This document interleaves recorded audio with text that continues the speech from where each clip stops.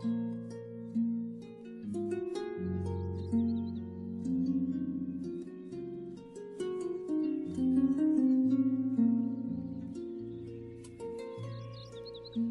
again, everyone. We are officially on to episode 3, so let's just get right into everything.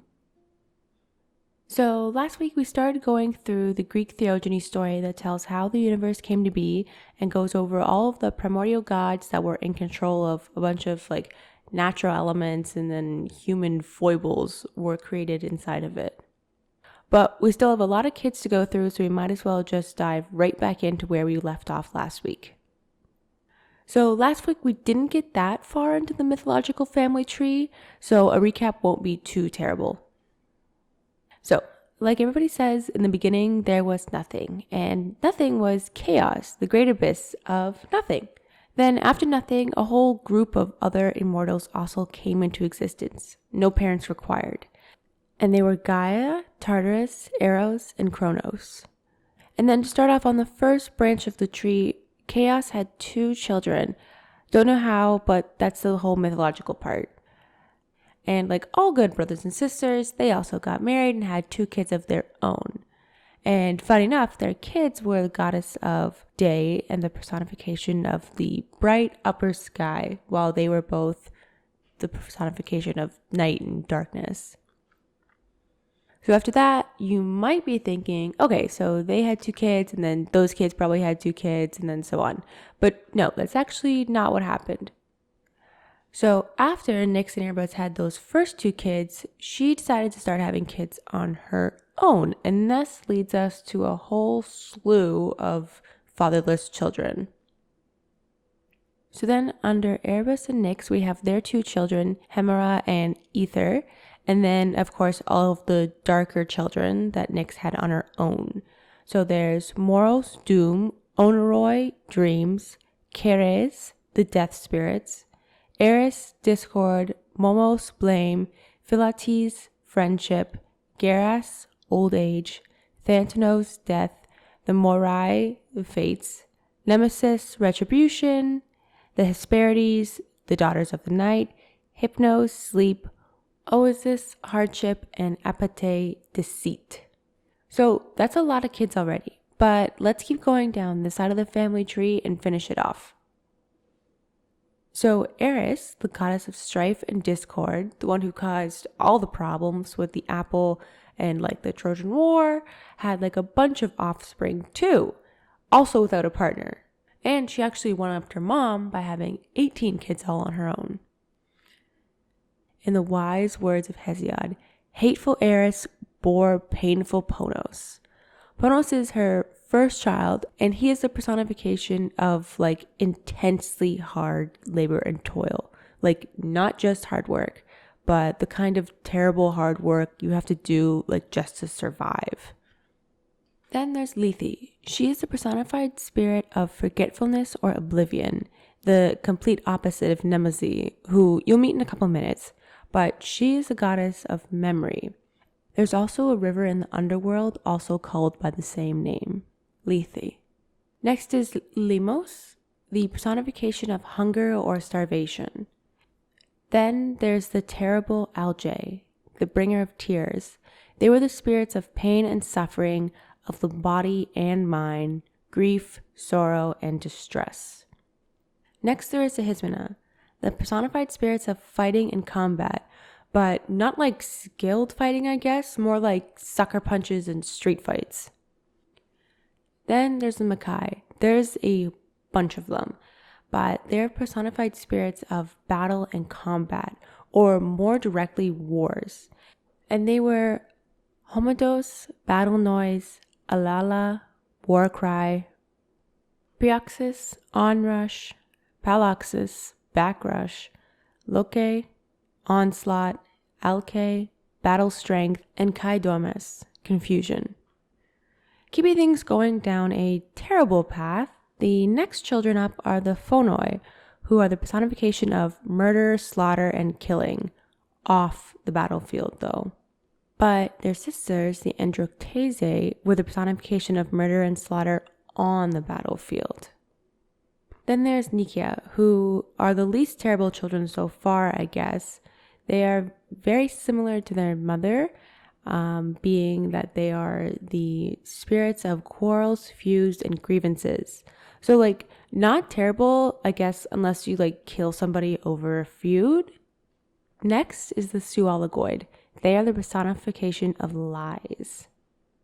Next is the Amphilogi, the female personification of disputes and altercation. Next is Dysnomia, who is the personified spirit of lawlessness. She's often seen hanging out with Adika, injustice, hybris, violence, and her sister Ate, who is the personification of delusion, infuriation, blind folly, or just rash action and reckless impulse that would lead men down the path of ruin. And finally, there's Horkos, who is the personified spirit of oaths, or rather, I guess, broken oaths, because if you didn't keep your promise, he was coming for you. He's like the mean version of Diki, the goddess of justice. And that kind of finishes off the portion of the family tree that stems directly from chaos. So let's slide all the way back over to the other OG gods that just appeared after chaos. So, like, the most active of them was, of course, Gaia. So you see how, like, the Chaos Nyx Erebus lineage drops off after, like, 4-ish generations?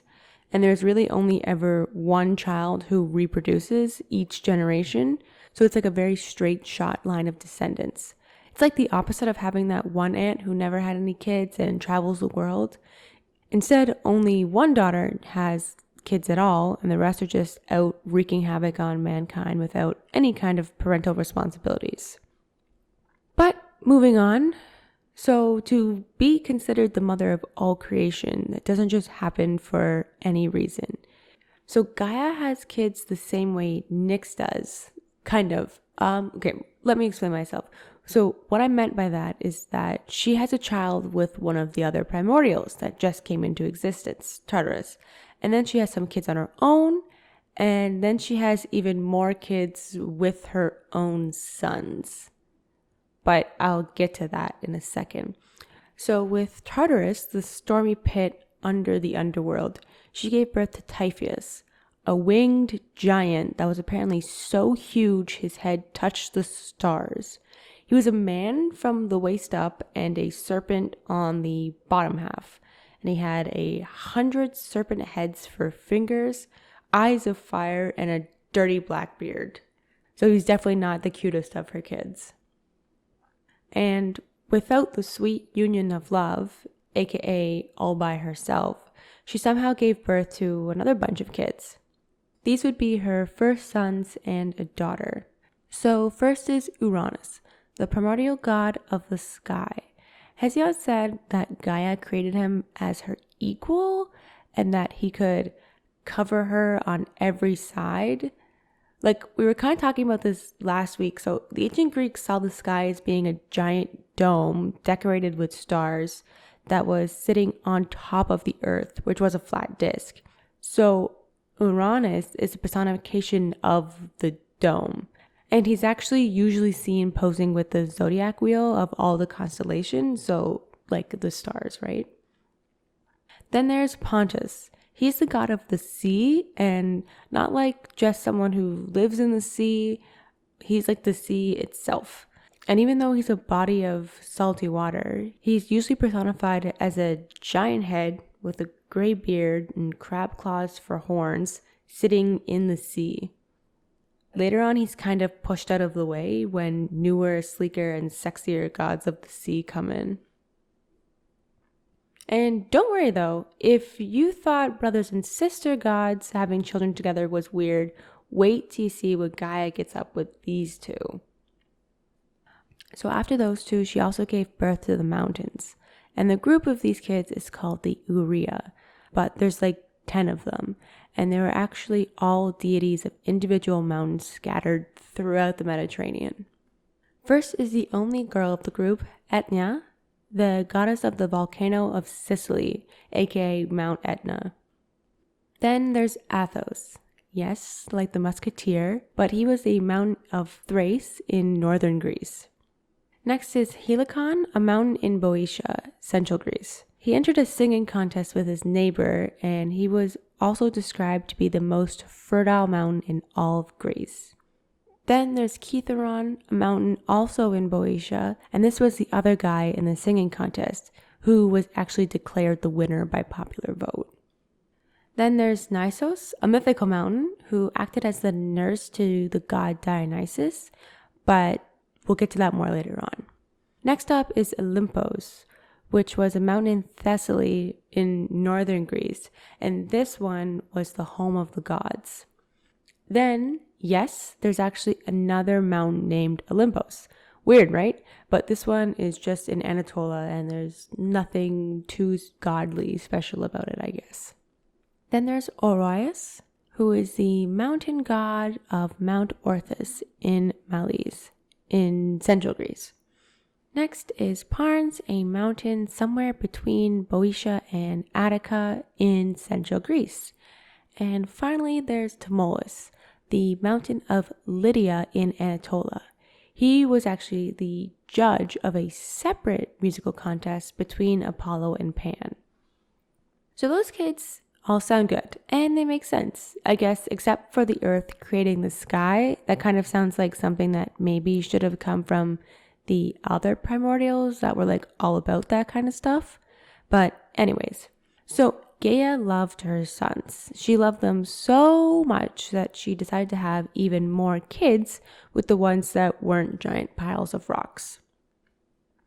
So I guess we'll start with the least problematic of these kids/grandkids situation. So Pontus, the god of the sea, had a couple of children with his mother, and those kids were, I guess, the normaler ones. They were like a bunch of other classic sea deities that also had like little jobs to do that kept everything functioning on Earth. So first up is Neris, who also goes by the Old Man of the Sea. And he is a deity that takes up residence in the Aegean Sea and is in charge of the sea's fish population. He is also known to be a shapeshifter, so differing depictions of him that can be found in ancient pottery isn't that far off base. Sometimes he's depicted as like a literal old man, nothing special here, and other times he's a merman with a long coiling fish tail. But he must have been a very modest god of the sea because unlike the rest of the water-dwelling deities, he's always seen wearing a chiton. Then there's Themis. He was another old man sea god, but he is not the old man of the sea. Instead, he is the personification of the wonders of the sea, meaning like I think how beautiful the water is.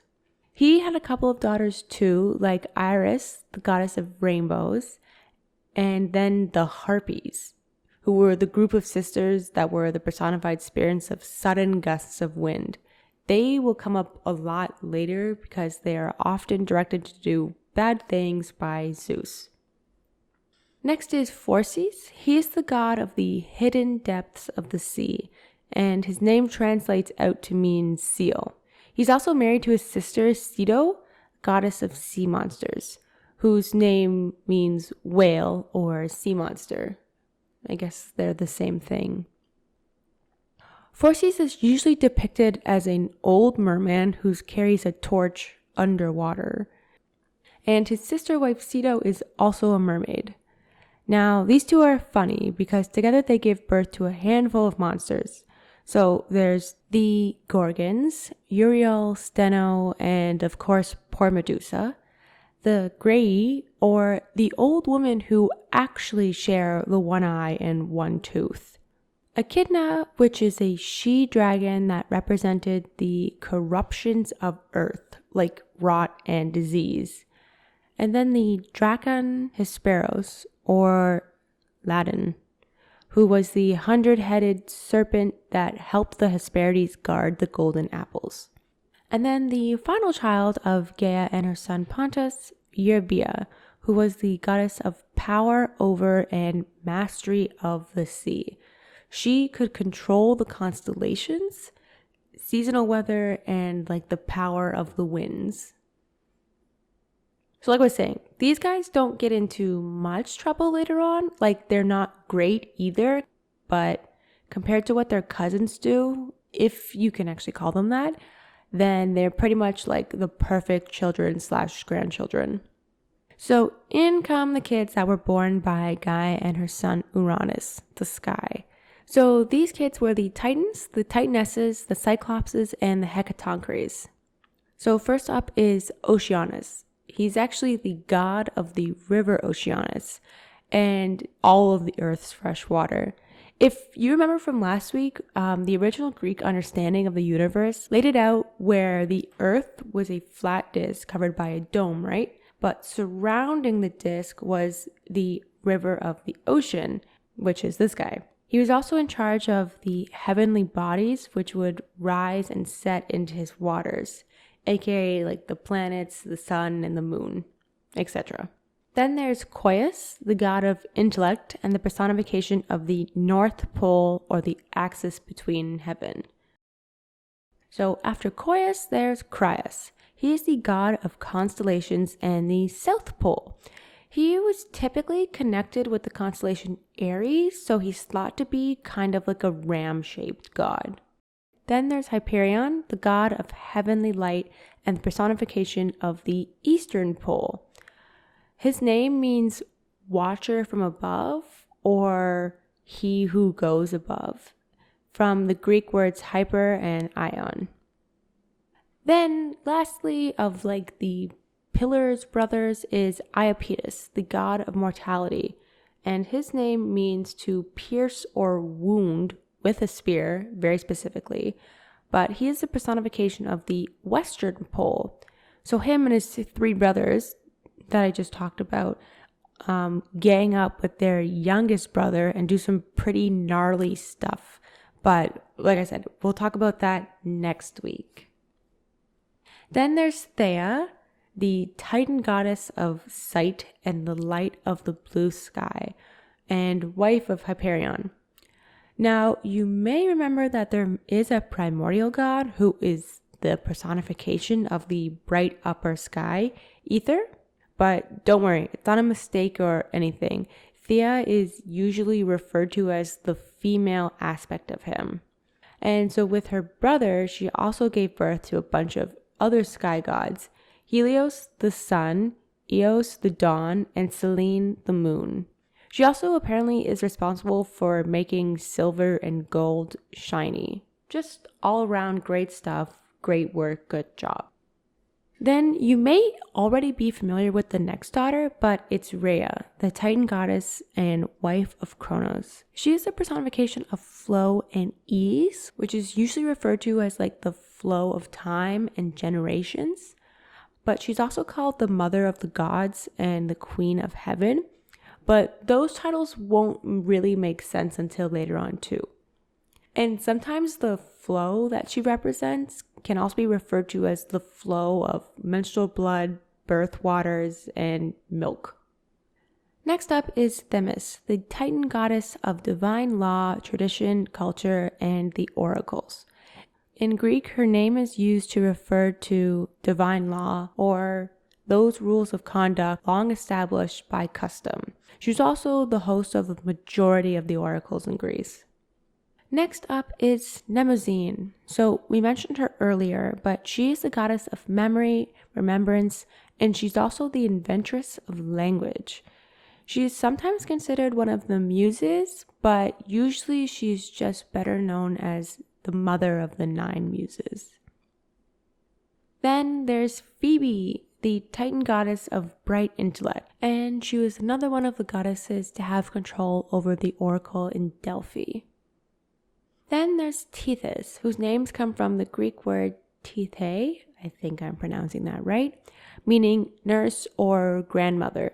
She was the wife of Oceanus and the goddess of fresh water and nursing. She's also the mother of the Phonoy, the rivers, the Oceanids, the nymphs of springs, streams, and fountains, and the Nephila, the clouds. And finally there's Cronus, who's not to be confused with Cronus. even though they're kind of the same thing and they sound pretty much the exact same. But Cronus is the Titan god of time and the youngest of Gaia and Uranus' children. There is a lot more about him, but as of right now, he's just some bad baby. And she also gave birth to some monsters as well with her son, but that is to be expected. Just kidding. So these children were actually in groups of 3. So the first was the Cyclopses, and they are the immortal one-eyed giants, Argus, Brontes, and Sterops, who forged lightning bolts. And then there's the 3 Hecatonchires, the 100-handed giants with 50 heads. And they were Briareus, Cottus, and Gyes, who were the deities responsible for storm clouds and stormy weather. Now, after all these bastard inbred kids were born, sorry guys, their father Uranus hated them all so much, well, I guess more he was afraid of them. Not all of them, just the more monsterish ones. But so he locked up the Cyclopses and the Hecatonchires, as they were the eldest and the worst. And they became imprisoned somewhere inside their mother, and she was really not okay with losing 6 of her children right after they were born. So she sort of freaks out.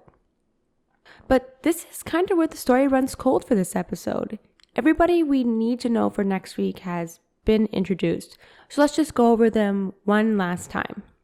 So we went over Nyx and Erebus and their grandchildren early on. So going through the great-grandchildren brought to us by Eris, there is Pontus, hardship, Lethe, forgetfulness, Lemos, starvation, Algaea, pains, Hismina, battles, the Makai, wars, the Phonoy, murder, the Androctege, manslaughter, then Nikia, quarrels, the Zoologoi, lies, the Amphilologi, disputes, dysnomia, misrule, Ate, ruin, and Horkos, oath. Or, no, more broken oaths. Okay, cool. So that would be a lot of school lunches to pack. But next up is Auntie Gaia and all of her kids, which is way more. So with Tartarus, there's Typhoeus, the personification of a hurricane.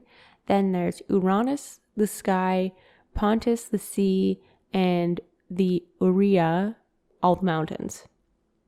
And then from the relationship she had with her son Pontus, Gaia gave birth to Neris, the old man of the sea, the god of fish, Thamos, the god of the wonder of the sea, and the father of the harpies, and Iris, the goddess of rainbows, Phorcys, the god of the depths and danger of the sea, husband of his sister Keto, who was the goddess of sea monsters, and the two of them had some monster children as well, including the Gorgons. And then finally, Eurbea, the goddess of the mastery of the seas. Then Gaia went on to have a bunch more kids with another one of her sons, as you do. So these are the ones with Uranus, the god of the sky. So she gave birth to all the Titans and the Titanesses, which are Oceanus, the god of the river Oceanus and all of Earth's fresh water. Then there's Coeus, the god of intellect and the personification of the North Pole. And then there's Crius, the god of constellations and the South Pole. Hyperion, the god of heavenly light, the personification of the Eastern Pole. Iapetus, the god of mortality, and finally the personification of the Western Pole. Then there's Thea, the Titan goddess of sight and the light of the blue sky, wife of Hyperion.